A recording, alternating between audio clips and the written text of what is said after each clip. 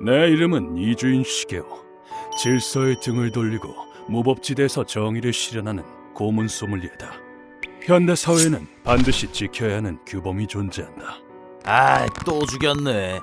규칙을 어기는 자는 법의 심판을 받는다. 피고인을 사형에 처한다. 뭐? 사형? 너도 확 죽여버린다! 이는 사회 질서를 지키기 위해 필요한 제도이다.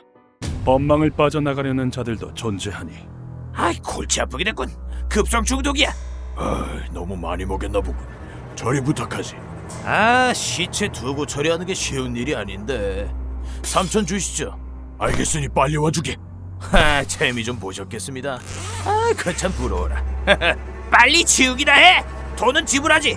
사리 사욕을 채우기에 급급한 놈들일수록 교활하게 법망을 빠져나간다. 하지만 범죄자들은 결코 죄에서 벗어날 수 없다. 예쁜 애들로 3명 불러놨다. 아, 자네도 참 여전해. 찾았다. 범죄자 놈들. 일단 양쪽 아킬레스건부터 자르지. 따끔해요. 범죄자 아킬레스건이 멀쩡한 꼴을 보면 영 눈에 거슬리지 뭔가. 인간의 탈을 쓴 금수에게 끔찍한 고통과 절망을 주는 것. 살려줘! 제발 살려주세요!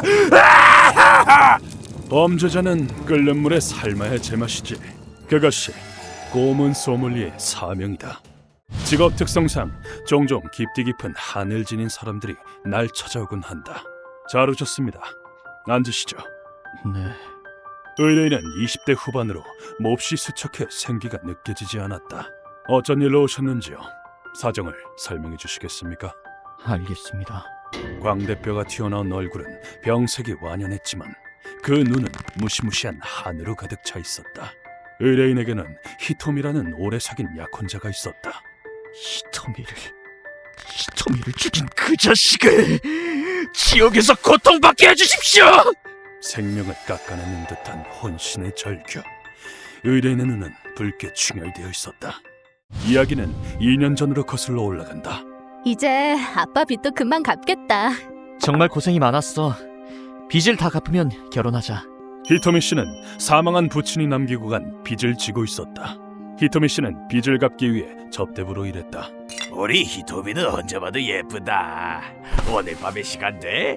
아이 참, 터치는 안 되는 거 아시면서. 힘든 일도 많았지만 의뢰인과의 결혼을 꿈꾸며 아등바등 일을 했다. 그런데 빚을 청산하기 직전 히토미 씨에게 어두운 그림자가 드리웠다. 하여간 언제 봐도 허접하기 그지없어요, 이 가게는.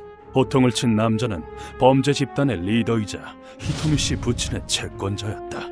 히토미 씨의 부친은 당시 경영자였는데 제발 3천만 엔만 빌려주십시오. 우리 이자율이 만만치 않은데. 회사 자금 조달에 어려움을 겪고 사채에 손을 대고 말았다. 그 후 부담감을 견디다 못한 히토미 씨의 부친은 48세의 나이로 뇌경색으로 급사했다. 엄마, 걱정하지 마. 빚은 내가 다 해결할게. 빚을 갚을 능력이 없는 모친 대신 히토미 씨가 빚을 짊어지게 됐다. 남자는 가게에 들어서자마자 히토미 씨를 지명해 제 옆에 앉혔다. 알지? 곧 변제일인 거. 네, 준비 다 됐어요. 빚은 다 갚을 거예요. 간신히 남자의 소나기에서 벗어나는가 싶었는데 남자는 히토미 씨의 말을 듣더니 뻔뻔하게 입꼬리를 올렸다. 오호, 다 갚겠다고? 3천만 엔을? 3천만 원이라뇨? 그럴 리가 없는데 대체 무슨 소리예요? 남은 빚은 히토미 씨가 생각했던 것보다 훨씬 많았던 것이다. 내가 말했을 텐데 올해부터 열흘에 5알씩 이자가 붙는다고. 아니, 그런 게 어딨어요. 불법이잖아요. 내가 법을 지킬 위인으로 보이냐? 넌 절대 도망 못 가. 그 말을 들은 순간 히토미 씨는 넋이 나갔다.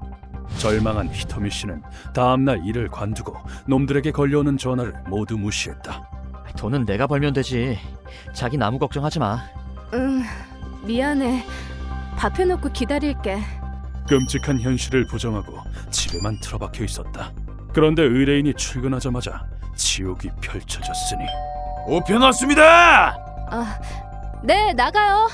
한참 찾았네. 야, 끌고 가. 예. 히토미 씨는 놈들의 아지트로 끌려가고 말았다. 히토미 씨를 기다리고 있었던 건 죽음보다 더한 지옥 같은 나날이었다. 이게 감히 돈 안 갖고 되었겠다. 존엄성을 무참히 짓밟히고 가차없이 폭행당했다. 만행은 30일이나 이어졌다. 가차없이 폭행을 당한 히토미 씨의 얼굴은 이빨이란 이빨은 죄다 나갔네. 아이 띠빵한 건. 마치 농구공처럼 부어올랐다.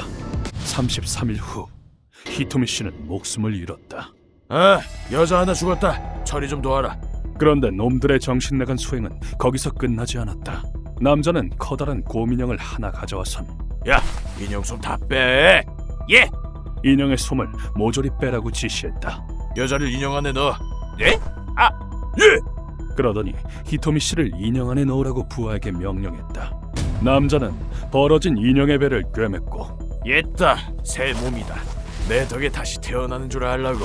그렇게 말하며 소름 끼치는 미소를 지었다. 그뿐만 아니라 인형을 대형 폐기물이랍시고 내다버렸다. 그런 허술한 처리론 머지않아 들킬 걸 예상했는지 제가 지시해서 벌인 일입니다. 빚을 진 부하를 협박해 주범으로 세워 자수했다. 재판하는 도중에도 아이 그놈이 억지로 시켜서 했습니다. 말도 안 되는 거짓부렁을 늘어놓았고 주범의 경우는 무기징역을, 다른 2명에게는 징역을 2년을 선고한다. 고작 징역 2년이라는 가벼운 처벌을 받고 그쳤다. 그리고 그 남자가 출소했단 말씀이시군요. 그런데 그 남자가 주범이란 건 어떻게 하셨습니까? 이 인형간 놈의 길을 캤습니다. 조사해보니 놈이 조직의 우두머리더군요. 부하들은 놈을 몹시 두려워했습니다. 그런데 부하가 억지로 시켰다? 말도 안 되는 소리죠. 그리고 무엇보다 그놈의 표정이 가장 큰 증거입니다. 놈이 주범이 아니라면 왜 법정을 나설 때 날 보고 쉬고 섰겠냔 말입니다. 오죽 한스럽고 분했으면 피눈물에 피까지 토할까. 악에 바친 절규가 내 가슴에 사무쳤다. 사랑하는 사람을 무참하게 잃고 2년이나 진범의 뒤를 캐는 동안 얼마나 고통스러웠겠는가. 더 이상 놈을 쫓으실 필요는 없습니다. 의뢰를 받아들이죠. 부디 잘 부탁드립니다. 두 사람의 한은 바로 나 고문 소믈리에가 거두기로 했다. 죄 없는 여성을 유린하고 때려 죽인 것도 모자라 시신을 인형 안에 넣고 유기까지 하다니 그게 인간이 할 짓인가? 죽고 싶어도 죽지 못하게 해주지. 피와 살과 내장이 없어진데도 영영 고통 속에서 살아 숨쉬어야 할 거다. 네놈이 인간이길 포기했다면 나도 똑같이 인간이길 포기하는 수밖에. 얼마 후 음지에서 활약하는 프로 접대부에게 협력을 요청했다. 진범의 거처를 알아내면 되지? 부탁하지. 놈은 반드시 찾아올 거야. 남자가 자주 찾는다는 클럽에 접대부를 잠입시켰다. 그녀는 정재계의 괴물을 제 소나기에 넣고 굴리는 프로 중의 프로였다. 신입인가? 예쁜데. 오늘 밤에 우리 집 올래? 좋아. 근데 난 낮은 층에선 잠 못 잤는데. 교양미와 백치미를 넘나드는 연기력엔 혀를 내두르지 않을 수 없다. 아헤이 걱정 마. 오빠네 플라티나 힐스 42층이야. 어머, 오빠 부자구나? 멋있다. 꼭 이런 얼간이들이 높은 층을 선호하더라. 접대부의 목걸이엔 소형 마이크가 내장되어 있다. 남자의 목소린 마이크를 통해 내 귀에 똑똑히 전달되었다. 루카와 플라티나 힐스 42층이다. 출발하지. 알겠습니다. 우리는 남자보다 먼저 목적지에 도착했다. 잠시 후 접대부에게 정신이 팔린 남자가 집안에 들어섰다. 너 뭐야? 나? 거짓으로 점철된 재판을 재심하는 염라대왕이다. 니까지 꽤 높은 층이 가당키나 해? 지옥 밑바닥으로 꺼지시지. 고문실에서 눈을 뜬 놈은 위협이라도 하는 양 고래고래 소리쳤다. 이 자식이 죽고 싶어서 환장했다. 내 부하가 몇 명인 줄 알아? 내 한마디면 넌 끝장이야. 여기서 난리친다고 부하들이 잘 도우겠다. 멍청한 놈. 여기 잡혀온 범죄자들은 되지도 않는 헛소리를 늘어놓는 게 특기인가. 항상 그래왔듯이 나는 놈에게 물었다. 이 여성이 누군지 알지? 죄 없는 사람을 죽음으로 몰아넣고 양심의 가책이 느껴지지 않나? 전 주범이 시켜서 한 거거든요. 족칠 거면 깜빵 안에 있는 주범이나 족칠 것이지. 의뢰인이 모든 조사를 마친 와중에 시치미를 떼시겠다. 지금 그걸 연기라고 하나? 다신 못 걷게 발부터 조져주마. 뭐? 슬개골부터 박살 내주지. 본격적으로 징벌을 시작해볼까. 루카와 그걸 꺼내주게. 네, 여기 있습니다. 네 놈에게 선물을 주지. 이게 뭔지 알겠나? 쉬잖아. 대체 무슨 짓을 하려고? 몰라서 묻나. 그 시꺼먼 뱃속을 텅텅 비워주겠다 이 말씀이야. 이윽고 나는 전용 호스를 강제로 놈의 항문에 비집어 넣었다. 이 고문은 직장 스코프로 1980년경 아르헨티나에서 시행되었다. 내장이 쥐들의 먹이가 되겠군.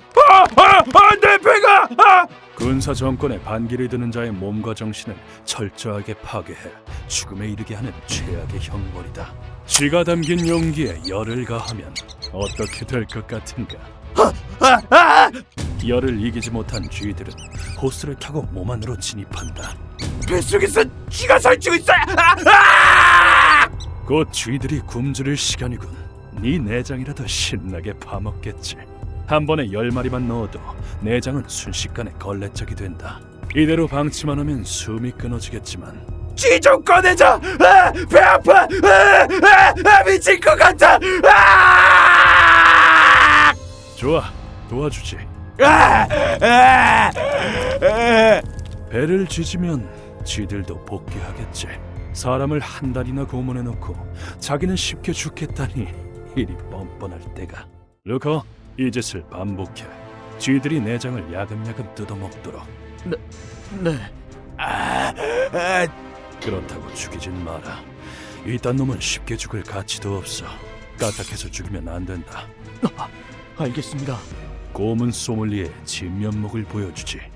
고문은 16일간 이어졌다. 뱃속에서 쥐가! 오, 인제야 나왔군. 몸 안에 있던 쥐들이 배를 찢고 나와 얼굴을 드러냈다.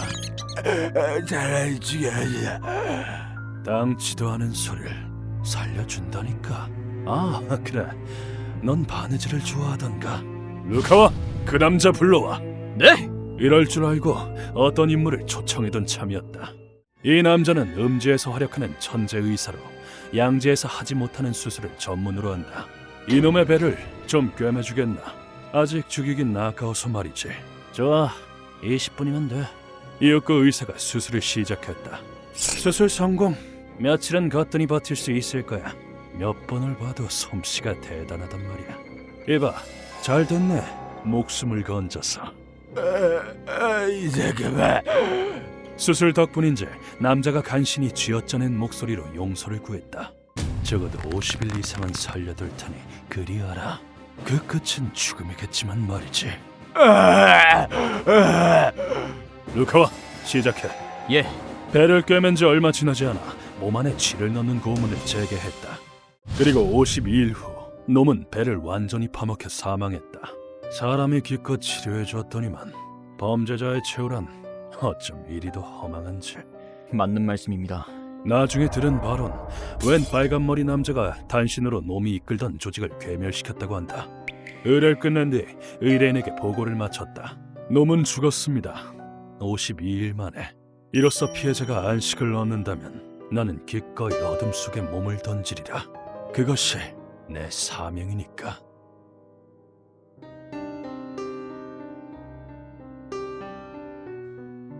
휴먼버그 대학교에서는 인간이 버그를 일으켜버린 순간의 사건들을 여러분들에게 소개하고 있습니다. 예전 영상들도 꼭 한번 보시길.